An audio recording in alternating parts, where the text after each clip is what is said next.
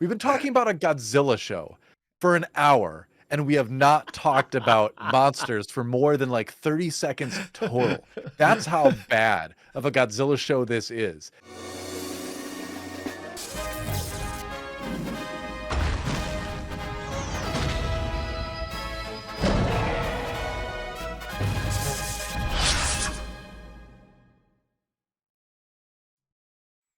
Well, guys, we got a brief respite from crap last week with Scavenger's Reign, which was glorious, really excellent show.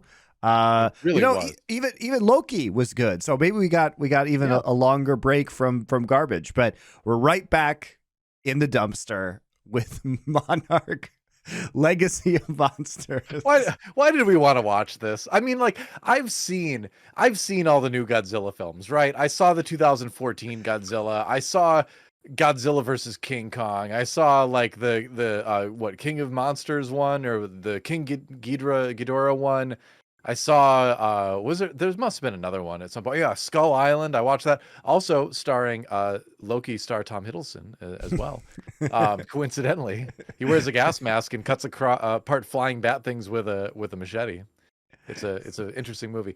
But so I felt like we were hopefully in for at least that, right? Because none of those movies were great, but they were all universally fun, because you got to see people interacting with these huge, like, megafauna, right? These giant monsters.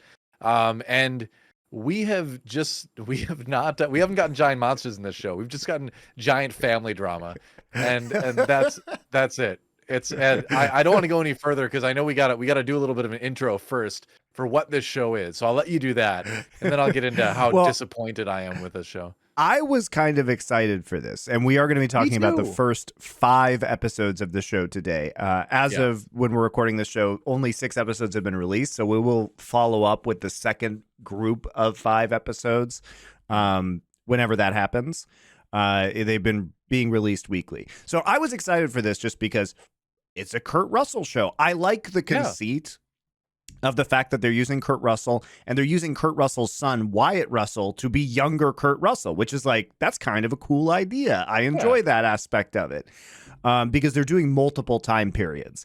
And effectively what happens is John Goodman, who was in some of the movies you mentioned, DoA, he actually one kicks of the movies, Skull Island, Kong Skull Island. He kicks this off by chucking a waterproof sack of data recordings in the 1970s. Very waterproof. Like, the most waterproof sack ever created in the 70s. Like, I don't even think we have sacks that good now. So way to go, Monarch, on your manufacturing.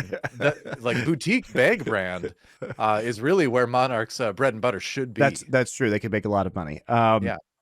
So anyway, we get treated to some what they call titans, which are Godzilla, King Kong, all of the radioactive fauna that DoA was talking about. The show refers to them as titans, which is how we will also be referring to them. And it sets up a version of the modern day where titans are known. And so it's split kind of across 2 main time periods, which is present day, which is shortly after a Godzilla attack on the city of San Francisco, and the 1950s, when they are first discovering the Titans and figuring out what they are. They do appear, at least right now, to be tied to the atomic age. So basically the unleashing of radioactive energy, either through bomb form or just through the harnessing of atomic power, does seem to have kind of awoken and like drawn these monsters in. But as of the end of episode 5, we don't really know that that's true. That's just kind of the sense that the show gives you. And Monarch, the name of the show, is the name of the clandestine CIA-like organization in the United States, but also potentially the rest of the world. It's unclear. Because at the end of episode 5, we don't know what Monarch is, which is one of the major problems with this show. And they are tasked with dealing with the Titans, but they don't seem to do much. And in the 50s, a lot of the characters, what I like about this show, though, is that you have the young Kurt Russell, you have the grandparents of the children who are in the modern era, And the people in the 50s are basically there at the inception of Monarch, even though it hasn't started yet as of this point in the show. They kind of started it. They kind of started it, yes. Yeah. Here's my first bit of advice, is that if you're making a top secret government organization, maybe don't put the logo on every single thing you wear or carry, because it kind of gives it away, you know? It's like, oh, we're very clandestine, very secretive. Everyone's got like their bomber jackets with the Monarch logo. It's on the bags. It's on like their pencils. It's on like, come on. Like, how they're supposed to be secretive, but yet they seem very bad at it. But they also seem kind of just very bad at everything, right? They're not really preventing monster attacks from happening. They don't really seem to know anything about the monsters. They seem to have the resources to like kidnap and bully people. They have these cells ready. They have like an old folks home for people that used to be Monarch employees, apparently. And like, so they're really good at abusing people that come into contact with them, but they seem very bad at learning about and dealing with the potential for monster attacks. So the first takeaway, because we still don't know a ton about Monarch yet, is that they are probably the least effective, worst run government organization ever in the history of government organizations. Like, you name it, like Space Force, I think, has like miles on Monarch, you know? The TSA, not even really a government organization, but better run and frankly more pleasurable to deal with than agents of Monarch, I gotta say. And I've been through a lot of airports, so that's a low bar, right? And they can't even meet that. So Monarch sucks is what I'm saying. And a show about an agency that totally sucks turns out is not very gripping, at least not in the first 5 episodes. But DoA, as you said earlier, it's not even really about the agency that it's named about. As far as anyone can tell, as you said, this is just a family drama, but it's like a really bad family drama with a bunch of annoying characters that you don't give a flying fuck about, which is the big problem. It's like they pitched the show to the CW, and the CW was like, nah, this is way too cheesy for us. Sorry. We're going to go back to make another season of Green Arrow. Hold on. It's like, because the thing is that the character relationships in the 50s are actually very interesting and compelling, partially because the actors are significantly more interesting. Best scenes and best actors, for sure. Yeah, partially because the characters and the actors are much more compelling. So what happens in the past is you get the younger version of Kurt Russell's character, the younger version of John Goodman's character, and then a Japanese scientist who is investigating the Titans, right? And this goes through a lot of really cool discovery where they're interacting with the American army and trying to get them to take this threat seriously while also still trying to conduct research instead of getting the American military to simply kill the Titans. It results in a very cool sequence. Like, they tie it into historical events such as the Bikini Atoll atomic tests, which really happened, which it turned out was kind of a cover operation for drawing up Godzilla using an atomic bomb and then detonating it, which I think is a fascinating kind of like twist, like a covert twist on American history and the history of the atomic bomb. 1 second, because I really like that as well. But you can't give this show credit for that, because that was something from the original Godzilla 2014 thing where they mentioned that was the purpose of that was, and they had like little black and white footage showing that. So like they actually just took one of the cool things from an old movie and put it in the show. So the show doesn't get credit for that. All right, fair enough. But it is a cool conceit. Like, it's a cool idea. I really enjoyed that aspect of it. However, most of it is set in the modern day. And the main plot here is that we have John Goodman's character's daughter, Kate Randa, and she is, at the start of the show, she is Japanese American, and she is going to... John Goodman's character's daughter? Oh, no. Granddaughter. Sorry. Yes. Sorry, granddaughter. I don't... Really? Is she supposed to be his granddaughter? Yes, they have the same last name. Show just... you can tell how much it hit me. Wow. Yes. Anyway, so continue. So as Bill Randa, which is John Goodman's character, it's his granddaughter, excuse me. So The idea is that he had kids with the Japanese scientist who you see in the 50s. So Bill, I know this is going to be confusing, guys, but it is Keiko, who is the grandmother who you see in the 50s, and she and Bill Randa had a son named Hiroshi. And Hiroshi is the father of Kate Randa, who is Japanese American, who was in San Francisco at the time of the Godzilla attack, suffered some trauma because she was a teacher. And I mean, I know this is supposed to be traumatic, but it is just, I was going to put it out there, DoA. I know. So hilarious to watch her school bus fall off of the Golden Gate Bridge. I was shocked they did that. I was like, whoa, this show is going hard. They just killed a whole school bus full of children. Like, who does that?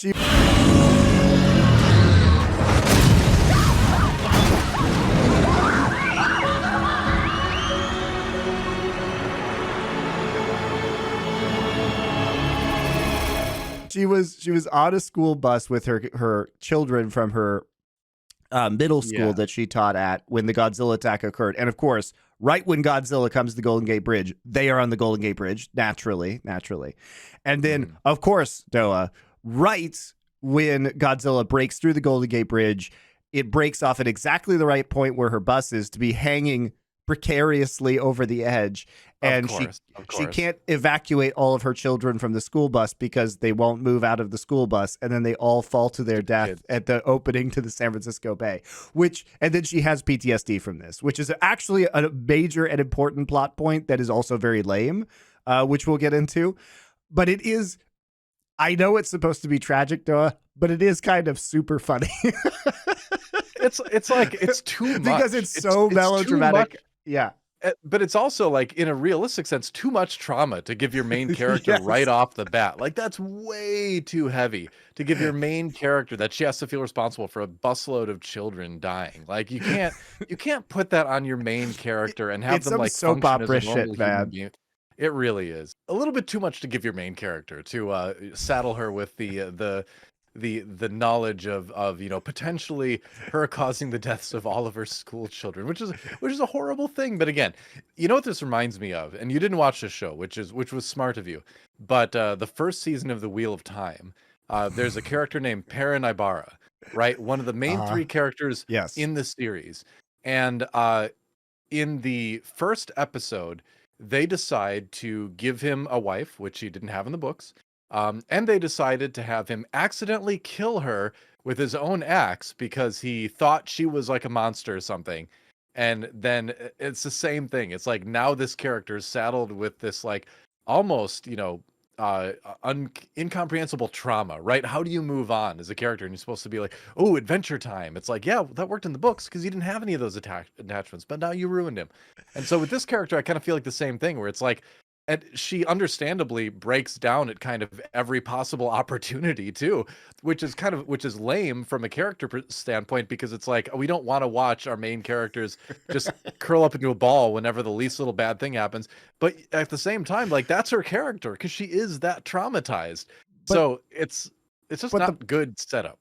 The problem is, DoA, is that nobody showed up to watch the Godzilla TV show in order to have a character deal with intense PTSD. Like, that's not why I watch Godzilla or King Kong. It isn't fun.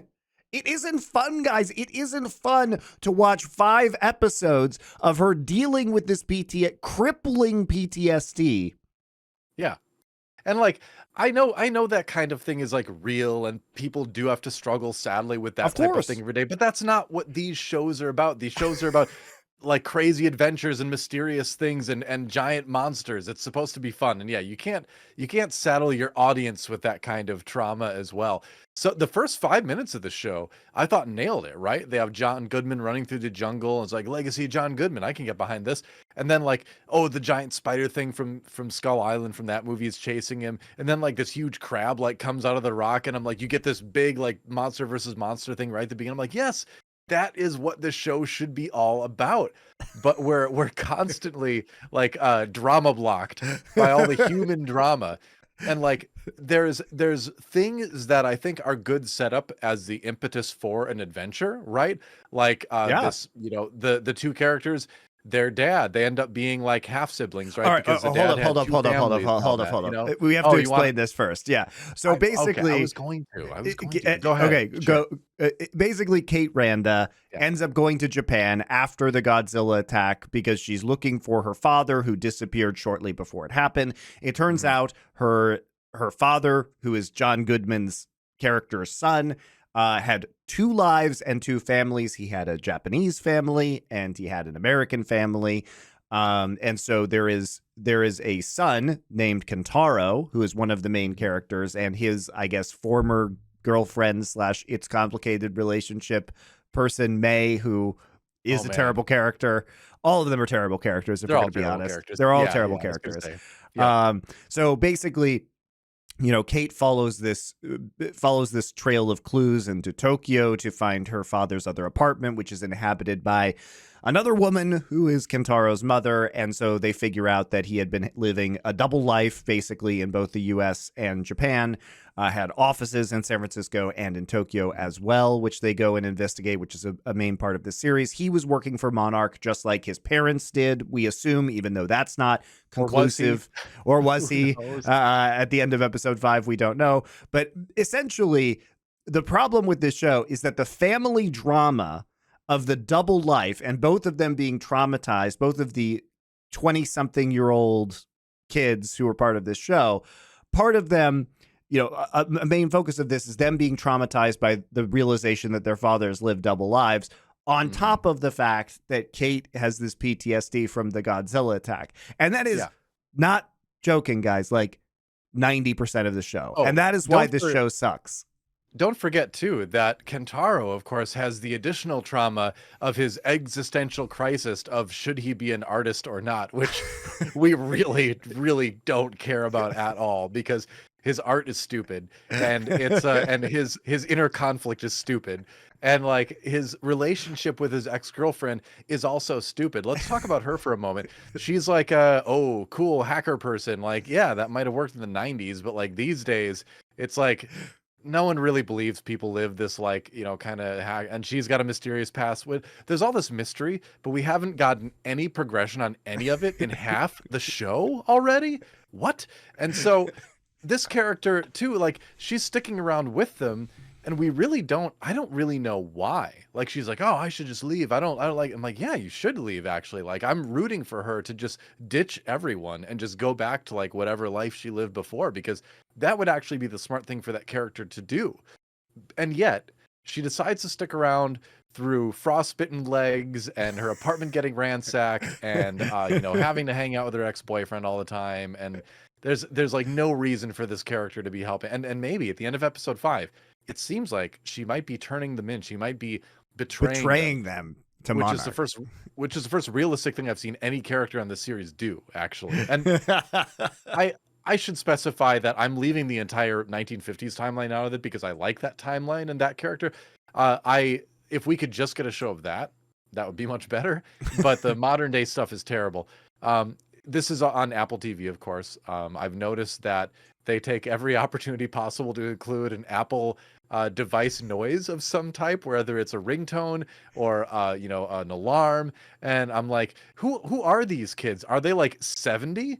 No one our age or younger ever has sounds on their phones. Nobody. I have no idea what any of the ringtones on my phones for the last 10 years have even been, because I never have it on. And so to hear these characters like do do do do do do do do, oh, I'm getting a call on my Apple iPhone, I'd better answer that. It's like no one believes that anyone from our generation or the next generation uses sounds on their phones. So whenever that happens, it takes me right out of whatever story I may or may not have been getting into and being like, oh, Apple show. Oh yeah, thanks. I needed the reminder. Appreciate it. I'm probably gonna stick with my Android phone, but nice to hear that ringtone again, because it happens at least twice per episode. Have you noticed that? Yep. Yeah. Yeah. It's incredibly blatant. And so you guys might be wondering, how can this show just be about family drama and not about monsters? Well, let me tell you, because nothing happens in this show. Nothing happens ever. You know, DoA, I thought Ahsoka was terrible for nothing ever happening in the show. But how do you have 5 hours of this show? And no joke, the only thing that they've revealed is that Hiroshi Randa, the father of the 2 half siblings, was maybe or maybe not working for Monarch. They go and investigate both his office in Tokyo and then his office in San Francisco. And the San Francisco office investigation takes an entire pointless episode of them running around the ruins of San Francisco in a restricted zone that is being held from looters by the federal government, because of course his office was in the center of, you know, downtown San Francisco. And so because of the Godzilla attack, nobody's allowed in there, yet they sneak in there through Kate Randa's mother had access. Very conveniently, by the way, very conveniently, she comes back and can immediately just get them into the restricted zone because she's working with FEMA there. So funny how they go in and they spend an entire episode, and this is not a joke, guys, just running around the ruins of San Francisco, which the sets are amazing. Like, they did a great job of portraying wrecked San Francisco. Not getting caught by the feds who think they're looters, and then Kate Randa having multiple PTSD breakdowns so that we can learn through flashbacks more about her story that we don't care about, guys. By the way, I don't need to see a million flashbacks of her as a middle school teacher. Like, nobody gives a shit. You are spending all of this money and time showing me how she was a normal middle school teacher when you could just tell me that information and I understand instantly everything about it, because there's nothing remarkable or sympathetic about her character. And then on top of that, we delete time that we could be spending on the interesting stuff, such as the Monarch conspiracy organization, monster fights, literally anything at all that would be more fascinating.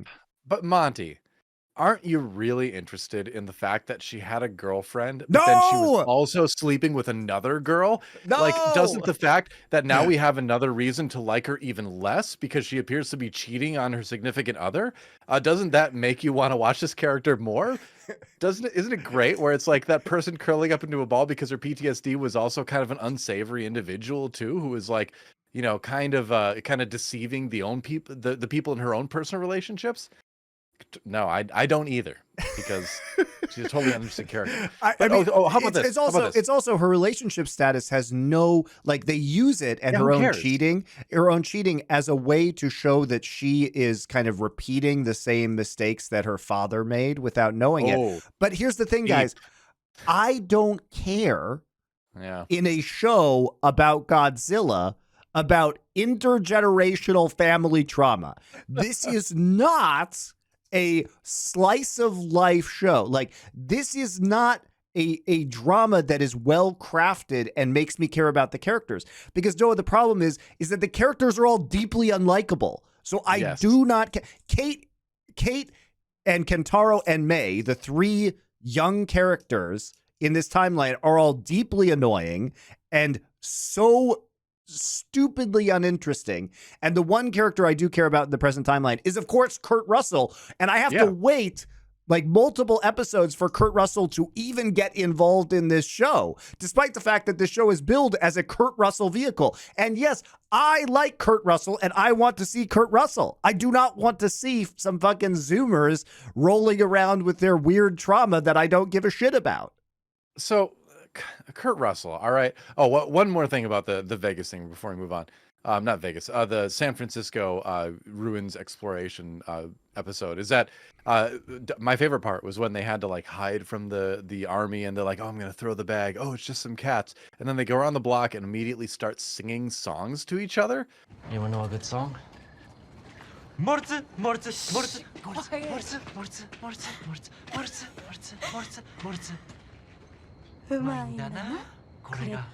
You just almost got caught.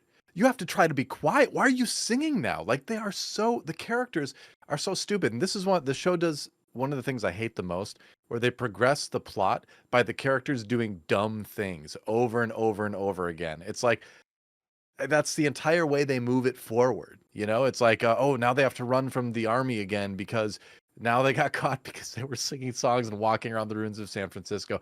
But let's get back to Kurt Russell though, where he is so underutilized in this series. All they have him do so far is say some Kurt Russell-esque dialogue that we all love because he's Kurt Russell. He's saying Kurt Russell things. Oh, he's kind of snarky, ooh, fun.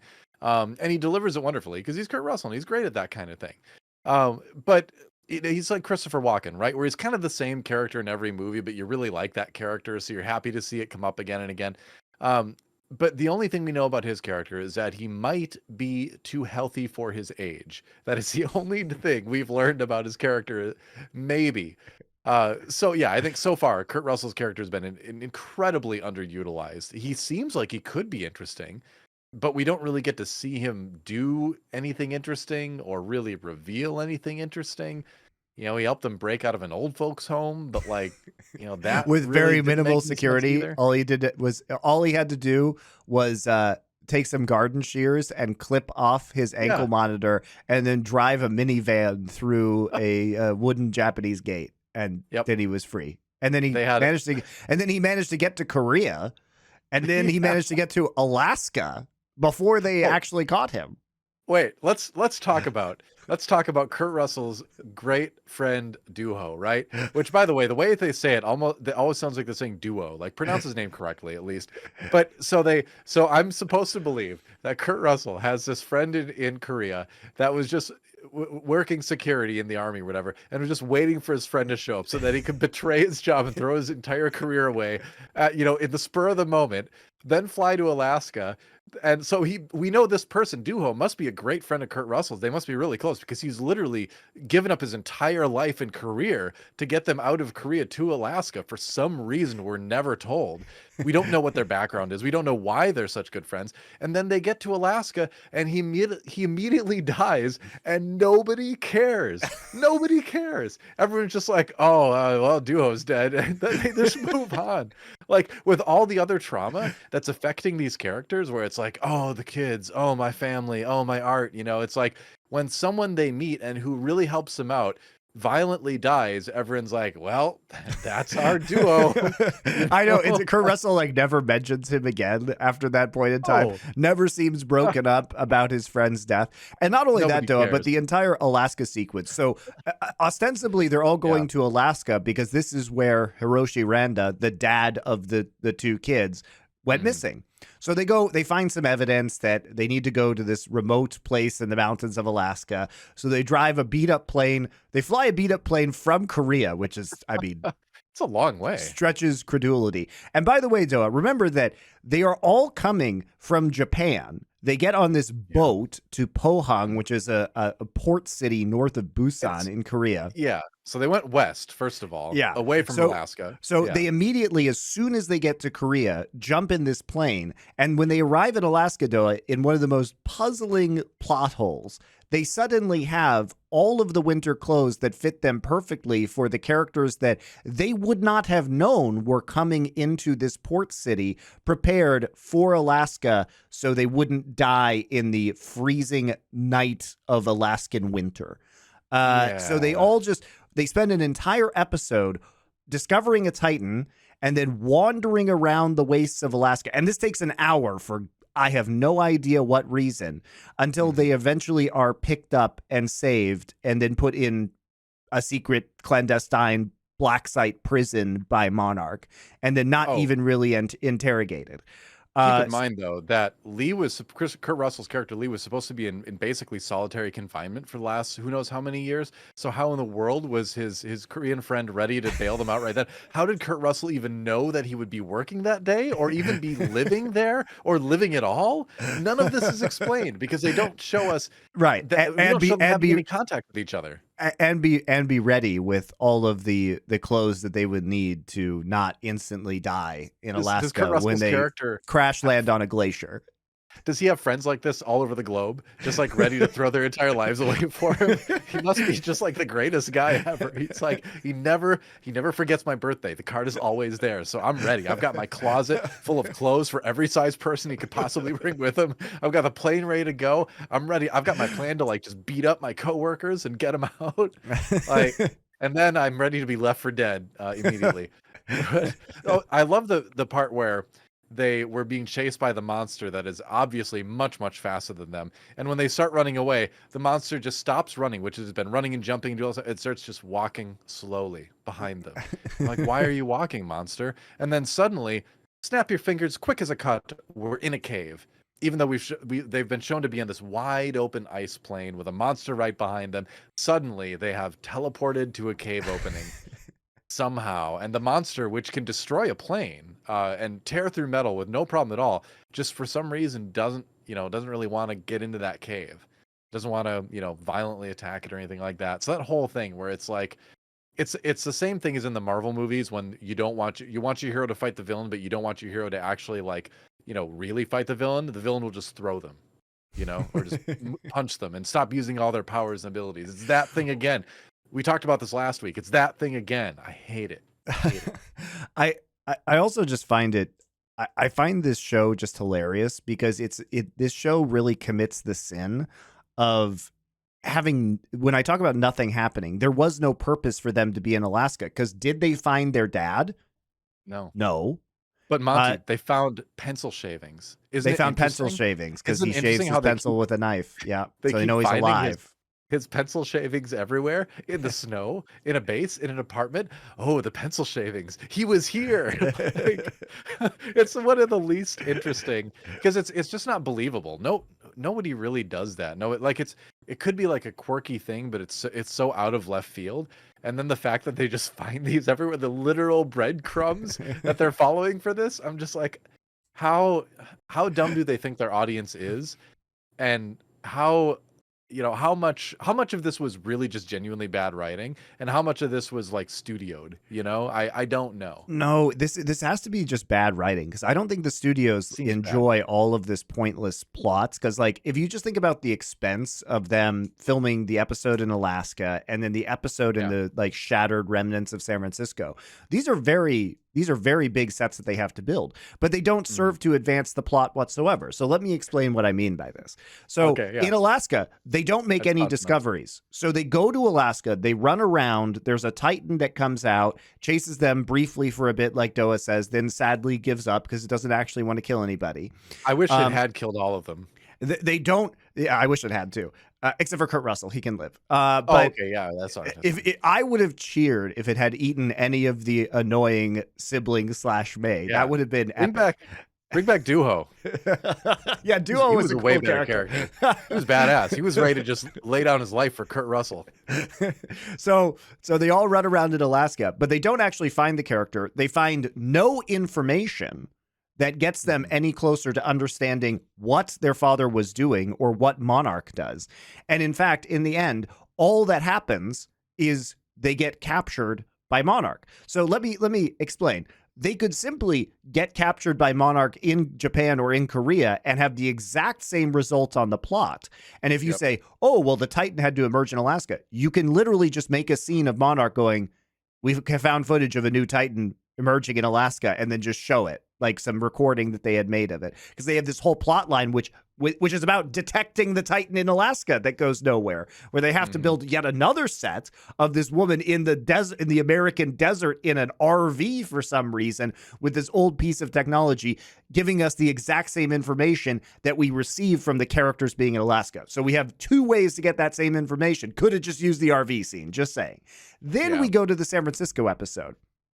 So DoA, in that episode, they go there to find out more about Hiroshi Randa's work with Monarch.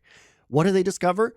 The exact same map that was in the Tokyo office. So the information they get could have just been gotten from the Tokyo office, and we could have skipped the entire horrific episode of San Francisco, which, by the way, that was the only thing it did to advance the plot, and it contained literally the exact same map that was in Tokyo, so they could have gotten this information earlier, and we could have just deleted this entire episode, which was so boring because it was about running through BART tunnels having PTSD. But then we couldn't have gotten the great shot where they put the paper up against the glass and you could have done that in Tokyo. Like, you could have done that in Tokyo.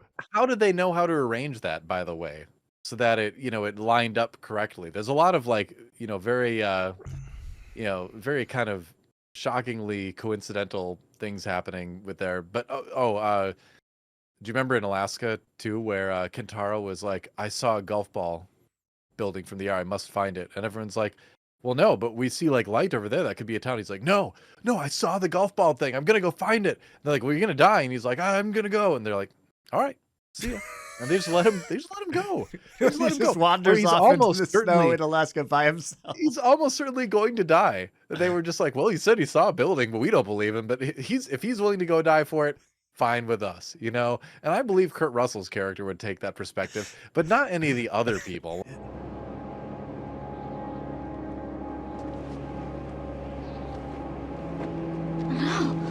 No, we can't just let him leave. He's made his choice, Kate. Let's go.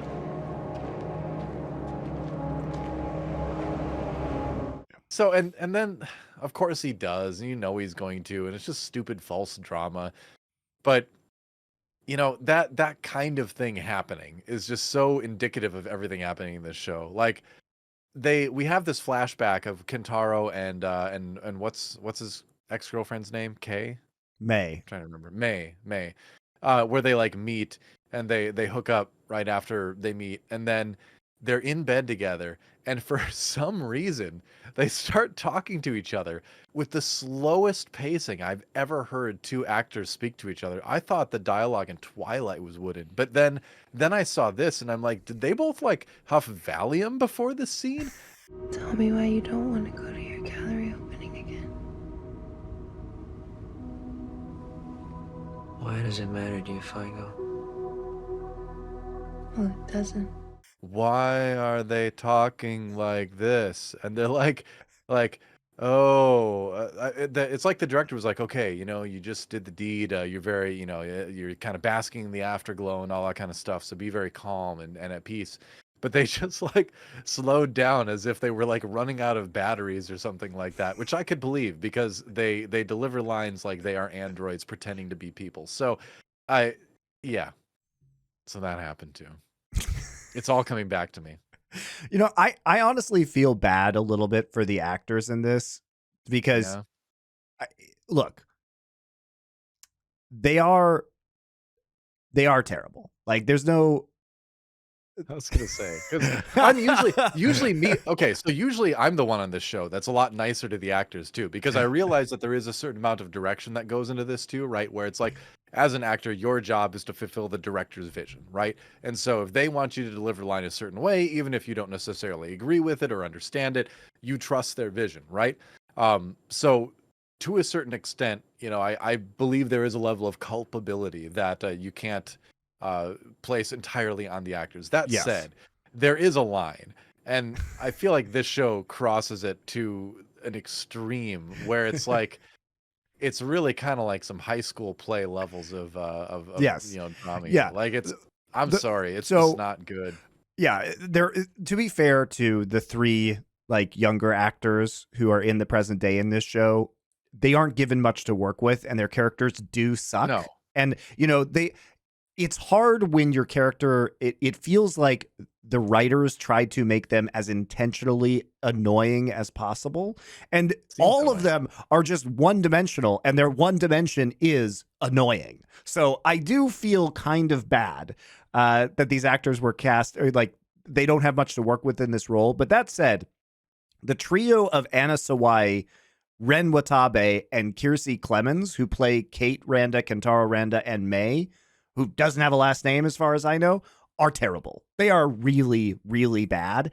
And especially when you start seeing them in scenes with Kurt Russell, who is a significantly better actor than them, it just all kind of, the contrast is very, very striking.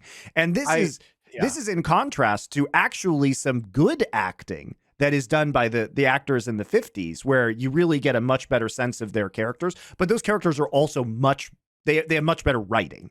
So, and the plot is much more interesting, which makes me think that part of it is just how bad the modern storyline is, because the 50s storyline and the acting in that is much more compelling.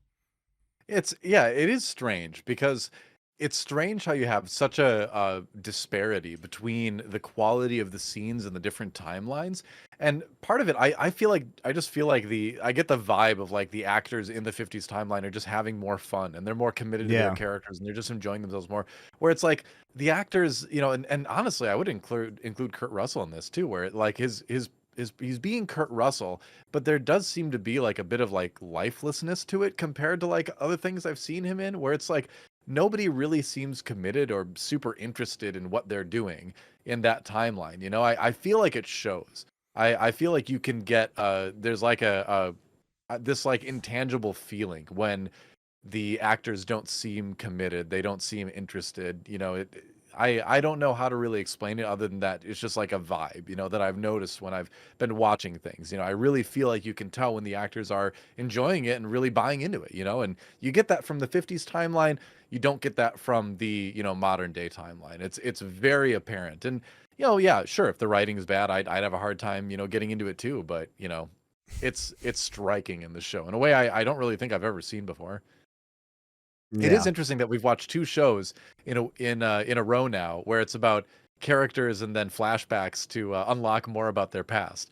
But it was done much better. Exactly. Could there be a greater contrast than like the way they did it in Scavenger's Reign and the way they did it in this show, or even go farther back in the way they did it in Lost compared to the way they did it in this show? Like it's just, I am shocked at how much I dislike this show, and we're gonna finish it out. But man, I would really rather watch almost the problem with doing flashbacks to make characters sympathetic is that you have to have, from a writing perspective, you have to like the characters enough so that you're invested in their backstory. You know what I mean? And I think that's what Scavenger's Reign did very well, which is like you get a sense of the characters and they're compelling, even though you don't like Kamen. Kamen's an interesting character, and then he becomes more interesting throughout his flashbacks, right? The problem with Kate Randa is that Kate Randa is an extremely annoying character, so you don't care about what happened to her in the past, and then they force feed you a bunch of history that you don't need or care about, and it takes like an entire episode. And it makes her less likable too. It does. It makes her even less likable somehow. So it just feels like this character is set up to fail, because who enjoys this character? Like, tell me, like, do you guys leave a comment? Do you actually like this character if you've seen this show? Does anyone like this character? Because the character is so thoroughly unlikable. She is. What I hate about her is, even before we get to the part with her flashbacks about the bus and her PTSD and everything like that, is that she goes to Japan, but she's willing to give up at every possible opportunity. She tries to quit what she's doing every single time. She tries to just leave Japan without discovering the truth about her father, doesn't bother to get to know this mysterious half-brother that she has. She tries to just peace out every time. And yes, that might be a real reaction that PTSD has, but it doesn't make for a compelling central character. She is the primary character of this show, and she can't just complain and give up every time adversity hits. It's ridiculous. So, I mean, there's the hero's journey in writing, right? And one of the main parts of the early stage of the hero's journey is the refusal of the quest, right? The hero has to say no. Think about, Luke saying like, oh, I can't go with you to Alderaan. That's so far from here, right? That kind of thing. So her not wanting to learn more about her family, like it's like they're trying to do that, but you have to have like a real reason for the character to refuse the quest. And at that point, she's in the apartment. She's just uncovered this huge thing about her family. And you expect me to believe that she would really just walk away no matter how traumatized she is by other things? It's like, no, like anyone is going to be screaming at the screen being like, what in the world is wrong with her? Who in their right mind would ever not want to know more, even if it was like a troubling thing like that, So it's a botched refusal of the quest, really, to me. Look, I agree with your take on it. And I do think that some people would just walk away because they don't want to confront it, right? I do think Not that that that is a reaction that some people can have, but that doesn't make for a compelling character. Here's the thing, Doa. If you are going to base a story around a conspiracy that needs to be uncovered, the primary quality of your central character has to be curiosity.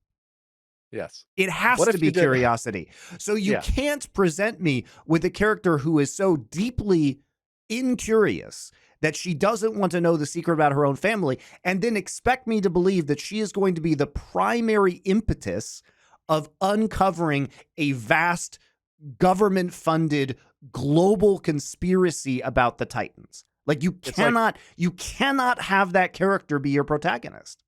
It's like Sherlock Holmes, but he doesn't want to solve mysteries. But he's Exactly.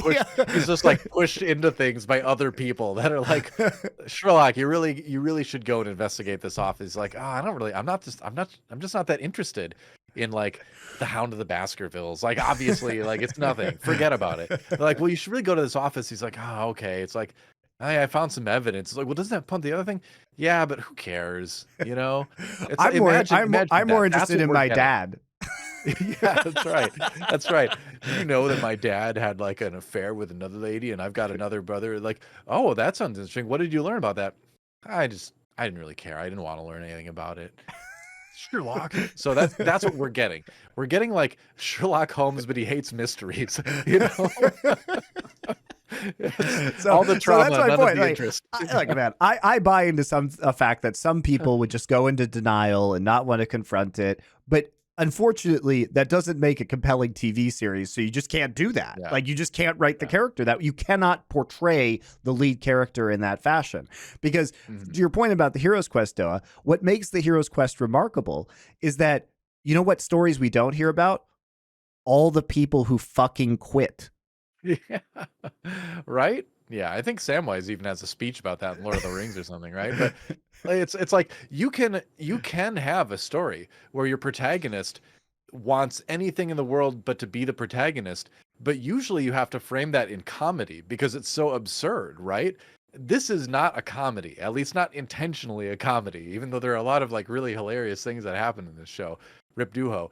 But you know, that's my point, is that you can't do what they're doing in the way they're doing it. It's so thoroughly uninteresting. And I can't believe how much they've made all those characters just unlikable, right? Kentaro is just this like, he's kind of like, you know, kind of spoiled and stuck up and like artsy fartsy, but in the worst way. And you know, then you've got, you know, Kate, and then you've got his girlfriend, which is May. May. I see. If the character, I've watched 5 episodes of this show and I can barely remember the characters' names. That's kind of where we're at with this. But, you know, and her past, like 5 episodes in, we know there might be something mysterious. She might have a different name, but maybe she doesn't. You know, I guess she's good at tech stuff, but why? We're halfway through the series and we don't have any idea. And like it's a mystery show that refuses to reveal any tidbit of the mystery as it goes along. You know, it's like you just which makes it so boring. Everything. Yeah, Exactly. It doesn't even resolve the central family trauma arc because we still don't know why Hiroshi Randa had 2 families or where he is. So let's talk about what we don't know about this show, which is crazy after being 50% of the way through the show. What is Monarch? What are the Titans? Why does Hiroshi Randa have 2 families? What was Hiroshi Randa doing for Monarch? Was he part of Monarch? Why is Kurt Russell in the retirement home? So we don't know anything about anything. You know what's crazy is that we have been talking for about an hour now. And you know what we haven't talked about at all? Monsters. We've been talking about a Godzilla show. We've been talking about a Godzilla show for an hour, and we have not talked about monsters for more than like 30 seconds total. That's how bad of a Godzilla show this is. is that there is, and it's not because we've just been ignoring it or we forgot about it. There is nothing to talk about. There's the monster involvement in the show involves some short, uninteresting scenes about being chased by a giant ice mole thing. And there was like a dragon that flew by in the 1950s thing. Aside from that, there's like some radioactive hiking trails. And that's it. There are no monsters in this monster show. I feel like I'm Jeff Goldblum in Jurassic Park. He's like, you are gonna have dinosaurs on this dinosaur tour at some point, Ari. You know, like that's what it feels like. I watch this. I don't watch this for the people. Spoiler alert. Anyone making a Godzilla movie or show, I'm gonna give you a tip that's gonna make your show. And doctors hate this one simple tip. If you're gonna make a show about giant monsters, put the giant monsters in the show. More than just a tiny bit. Look at Pacific Rim. It was about giant monsters. Sure, there was lots of human drama, but the human drama was involved with a conflict with the giant monsters. It just how idiotic. I can't even put this into words. How stupid is it to make a Godzilla show and have no giant monster stuff in the first half? I mean, you know, it's also the epic fumble, DoA, like you're saying, because if you describe the premise of this show, it sounds really cool. That's why we wanted to watch it. When you tell me, oh, we're going to have a show about a secret government organization that deals with Godzilla, and this show is going to be about unraveling a series of conspiracies and secrets surrounding the creation / attraction, of Godzilla and the other Titans.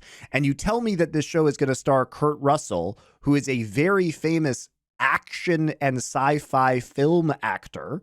And I think Kurt Russell is going to be a badass hero in the face of Godzilla and potentially in uncovering the nefarious plans of Monarch. This show sounds cool. It sounds good. I'm interested in this show. You throw in like, oh, we're gonna do 2 parallel timelines from the creation of Monarch to what it has become in the modern day, and we're gonna bridge that history of like Godzilla over the last 70 years. It sounds awesome. Sounds great. Put a bunch of new monsters in there, put a bunch of monsters in there. Every week they deal with some sort of like discovery of some emergence here and there, or they uncover some cool footage that, I mean, like, just put the monsters in your monster show. Please. And have it be about the organization Monarch that you've named the show off of. And also, by the way, DoA, Monarch has to be the least threatening thing ever. They just release, so they know all this. By the way, so they capture them in Alaska. They release them with no punishment. Just give them tickets back home, despite the fact that they know things ostensibly that could be very damaging to Monarch. And they just send some nerd agent to be the least intimidating person to deal with, who doesn't know his ass from his elbow and continuously bungles the job. It's like he's there to provide comic relief almost. I guess. But DoA, there's nothing we need comic relief from, because there's nothing serious about Monarch. It just portrays the entire organization as deeply, deeply incompetent. And like, the thing is that the movies leading up to this did have like deal with Monarch, and it always seemed like Monarch was, it seemed like they were good, but sort of anti-hero way. They had to operate clandestinely because of just, they had to get around different government, regulation, blah, blah, blah. They had to operate in the shadows by virtue of what they were doing. Right. But so like, we don't even really know if Monarch is a good entity or a bad entity at its core. They just seem like completely incompetent is the only thing you get from this show, right? And in the past, like, Monarch had set up some cool things, and like they had done some sinister things, but it seems like they are trying to find a way to handle the monsters and protect humanity. That's the vibe you get from the other movies. But like in this show, it's like they wanted to have their like fight the sinister government agency angle, but they also wanted to be like, oh yeah, but Monarch is kind of like, they're kind of good too, because they're kind of trying to like learn and protect about the monsters. So it's like the show doesn't even know what they want Monarch to be, and so the answer is, well, we just don't explain anything. We just have things happen. We just have scenes happen, but they don't matter. They don't reveal anything. They meander around. Sometimes they say things like, "Oh, Monarch's protecting people." Sometimes they're kidnapping kids. Like who even knows, right? Like that's the worst thing about this show is I just don't know. I don't know anything about the plot 5 episodes in. I don't know what any of the point of what any of the characters are doing. Well, I know what they're theoretically trying to do, but they keep trying to quit. And we don't learn anything anyway. Like you said, multiple stops to learn the same information at each stop. It's like you could not. I don't think I could write a worse show if I tried. Like I think, yeah.